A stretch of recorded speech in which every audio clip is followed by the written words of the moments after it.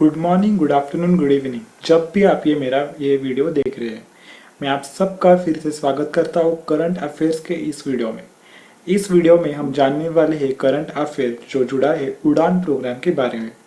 Current affairs के अगर आपको वीडियोस पसंद आती हो तो आप उसको लाइक कीजिए, शेयर कीजिए और सब्सक्राइब कीजिए। मैं आप सबका बहुत ज़्यादा धन्यवाद करना चाहता हूँ क्योंकि मैंने आप सब ने मिलकर मेरे सब्सक्राइबर्स 50 के ऊपर पहुँचाए।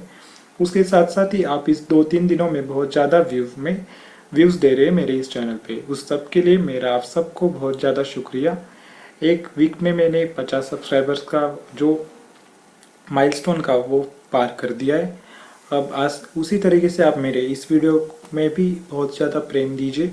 अब देखते हैं उड़ान स्ट्रैटेजी के बारे में जो हमारी गवर्नमेंट ऑफ इंडिया ने लॉन्च की थी बहुत सालों पहले, पर अब क्या हो रहा है उड़ान स्ट्रैटेजी में और क्या क्या चेंजेस लाए गए गवर्नमेंट ने इस साल, उसके बारे में जानेंगे अभी इस वीडियो में। अगर मैं बात करूं उड़ान प्रोग्राम के बारे में तो उड़ान ये शब्द बहुत सारे शब्दों से मिलके बना है। उड़ान ये एक शॉर्ट फॉर्म है और उसका जो अगर मैं फुल फॉर्म बताऊं तो वो होगा उड़े देश का आम आदमी। उड़े देश का आम आदमी ये जो प्रोग्राम था वो गवर्नमेंट ऑफ इंडिया ने लॉन्च की थी 2017 में।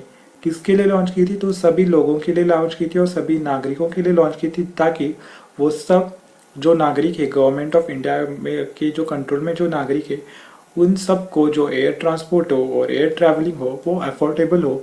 इसीलिए ये जो प्रोग्राम था वो लॉन्च किया गया था। ये लॉन्च किया गया था 2017 में। तो अगर हम देखें उड़ान प्रोग्राम के अंडर बहुत ज़्यादा डेवलपमेंट देखने को मिली है एयरपोर्ट्स के मामले में। जहाँ जहाँ एयरपोर्ट्स नहीं थे पहले वहाँ वहाँ पे एयरपोर्ट्स बिल्डअप किए गए उड़ान की मदद से। अगर हम बात करें उड़ान की मदद से तो उड़ान की मदद से बहुत ज़्यादा एयरपोर्ट्स और एयर ट्रैवलिंग की जो लोगों का जो इंडल्जमेंट था वो बढ़ गया है इस 2-3 सालों में। अगर मैं बात करूँ उड़ान की वजह से regional as well as metropolitan cities में जो भी एयरपोर्ट्स थे उसमें डेवलपमेंट की गई है।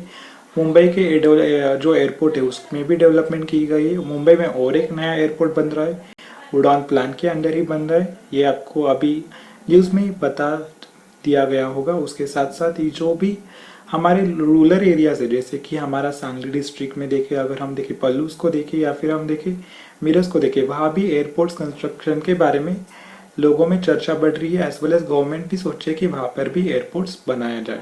इस तरीके से हमारे कोल्हापुर में तो एयरपोर्ट बनाया ही दिया गया है, वो भी उड़ान प्रोग्राम का ही पार्ट है। इसके लिए गवर्नमेंट क्या देख रही है? Regional air development projects as well as जो मेट्रोपॉलिटन सिटी है उसमें एयर डेवलपमेंट के बारे में गवर्नमेंट बहुत ज़्यादा सक्रिय हो रही है और बहुत ज़्यादा इंफ्रास्ट्रक्चर लगा रही है। As well as infrastructural development भी गवर्नमेंट ला रही है। जो पहले से एयरपोर्ट्स बिल्डअप थे हमारे इंडिया में उसका भी इंफ्रास्ट्रक्चर डेवलप किया गया है हमारे गवर्नमेंट की तरफ से। एज वेल एज उड़ान प्रोग्राम का और एक ऑब्जेक्टिव ये है कि जो हम देखें एयर ट्रैवलिंग अगर हम देखें, अगर आपको जाना हो, पहले की बात है, अगर आपको जाना हो मुंबई से दिल्ली तो उसका कॉस्ट आता था लगभग 5 से 6 हज़ार रुपये। पहले की बात है जब कांग्रेस में रूल में था। अगर मैं बात करूँ 2017 के बाद, अगर आपको ट्रैवल करना हो 500 किलोमीटर्स तो पर हर एक किलोमीटर के लिए आपको सिर्फ 5 रुपये के दाम में लगभग 2500 रुपये ही देना पड़ेगा। अगर हम देखें टैक्सी का जो प्राइस, अगर आपको टैक्सी से जाना हो कहाँ से, मुंबई से दिल्ली से, तो कितना कॉस्ट आएगा?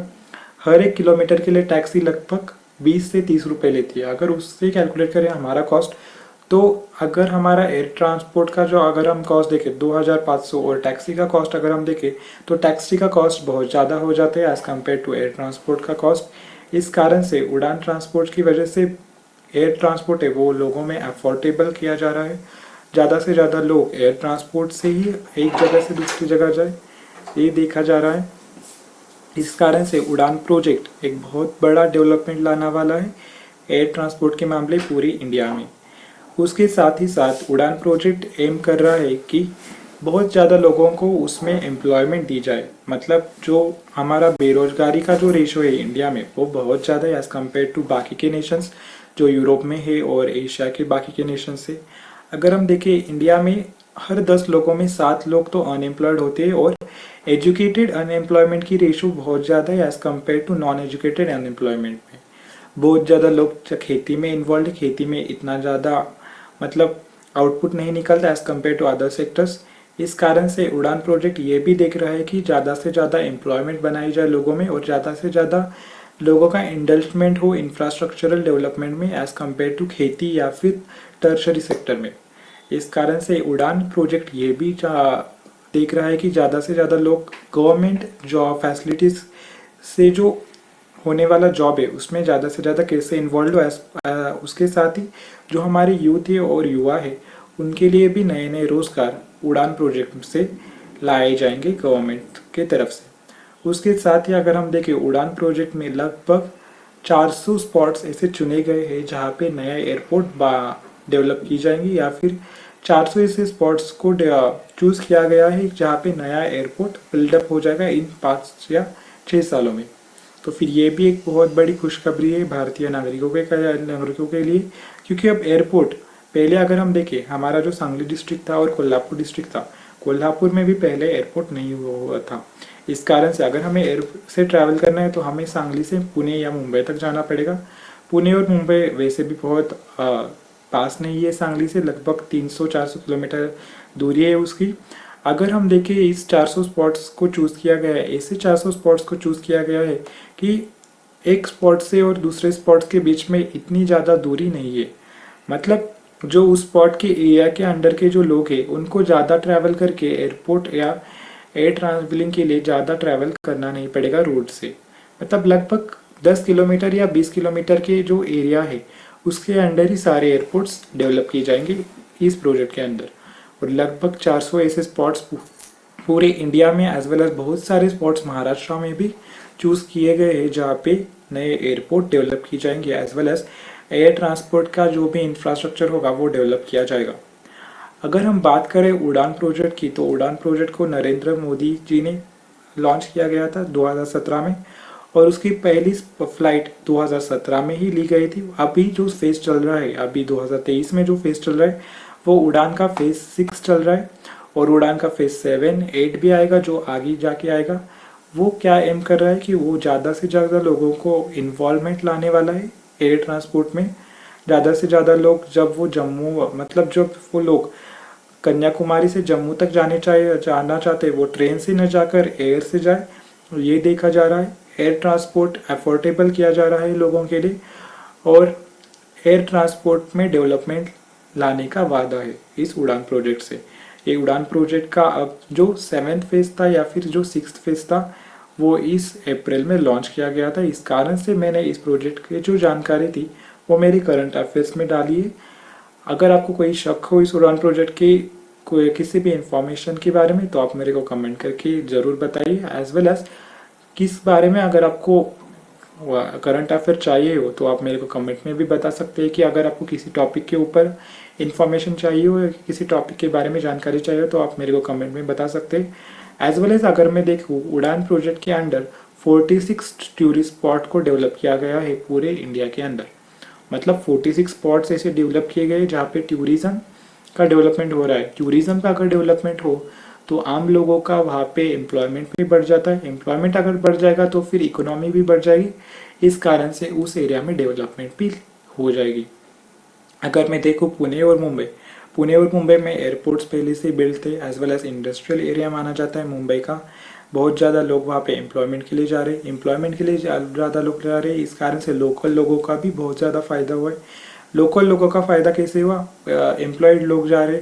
एम्प्लॉयड लोग सबसे पहले सिर्फ आदमी ही जाता है, उसके साथ उसकी पत्नी नहीं होती या उसकी माँ नहीं होती। अगर उसकी माँ नहीं है, पत्नी नहीं है तो फिर उसको खाना कौन बनाएगा? खाना बनाने के लिए वो मेस लगाएगा। मतलब मेस कहाँ से लगाएगा? लोकल लोगों से ही लगाएगा ना। लोकल लोगों से लगाए मतलब वो जो मेस का जो खर्चा होगा वो किसको देगा? वो लोकल लोगों को देगा। इस कारण से किसका इनकम बढ़ा? लोकल लोगों का बढ़ा। इसी तरीके से उसको रहने की कोई जगह नहीं है तो वो किसके साथ रहेगा? लोकल लोगों के साथ रहेगा। लोकल लोगों के फ्लैट में रहेगा। इस कारण से इनकम किसका बढ़ेगा? लोकल लोगों का बढ़ेगा। इस कारण से अगर इंफ्रास्ट्रक्चरल डेवलपमेंट ऐसी हो रही है और टूरिज्म स्पॉट्स ऐसे डेवलप हो रहे हैं बहुत से एरियाज़ में, जो 46 स्पॉट्स चुने गए हैं पूरे इंडिया में, उसकी वजह से लोकल डेवलपमेंट तो होगी ही होगी, उसके साथ ही बहुत ज़्यादा लोग उसमें इन्वॉल्व होंगे और उनका एम्प्लॉयमेंट बढ़ जाएगा। अगर उनका एम्प्लॉयमेंट बढ़ जाएगा तो उनका इनकम बढ़ जाएगा। उनका इनकम बढ़ जाएगा तो फिर जो भारत देश की जो इकोनॉमी है वो जल्द से जल्द बढ़ने वाली है। अगर मैं रिसेंटली देखूँ तो भारत पॉपुलेशन के टर्म्स में नंबर 1 कंट्री बन गई है। अभी हाल ही का रिपोर्ट है।